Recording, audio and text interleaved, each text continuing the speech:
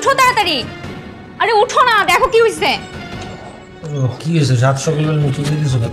দেখো না আমি প্রেগনেন্ট। তুমি কি? হ্যাঁ আমি প্রেগনেন্ট, এই যে দেখো।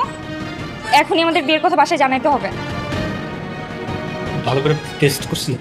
আরে হ্যাঁ আমি ভালো করেই পরীক্ষা করছি। আমি তখন বাসায় কিছু বলতে পারবো না, আর কয়েকটা দিন পরে বলে আর কিছুদিন সময় যায়। আর কয়দিন পর করতে করতে 1 বছর হয়ে গেছে, আর কবে জানাবা তুমি? হ্যাঁ বাচ্চা কাচ্চা যখন জন্ম নিবে তোমাকে আব্বা আব্বা বলে ডাকবে তখন। আমি নিজেই তখন আমার আব্বা আব্বা বলে ডাকি। এখন আমি কেমনে কি বলবো বাসায়? আর কিছুটা দিন ওয়েট করো, কিছুদিন পরে আমি নিজ থেকে সবকিছু গুছায় সবকিছু বলে ম্যানেজ করবো বাসায়। তুমি এখনই বলবা, কল দিয়ে বলবা যে একটা খুশির সংবাদ আছে। খুশির সংবাদ? কোনটারে তোমার খুশির সংবাদ মনে হইতেছে? বিয়ে করে ফেলছে এইটারে, নাকি কাউরে না জেনে বিয়ে করার পরে বাচ্চা কাচ্চা হয়ে যেতেছে এইটা? খুশির সংবাদ কোনটা মনে হইতেছে তোমার? দেখো আমি এত কিছু জানি না, তোমার এখন জানাইতেই হবে। তুমি তো ছেলে, তোমার না জানানোর সমস্যা নেই, কিন্তু আমি তো মেয়ে, আমার এখন জানাইতেই হবে।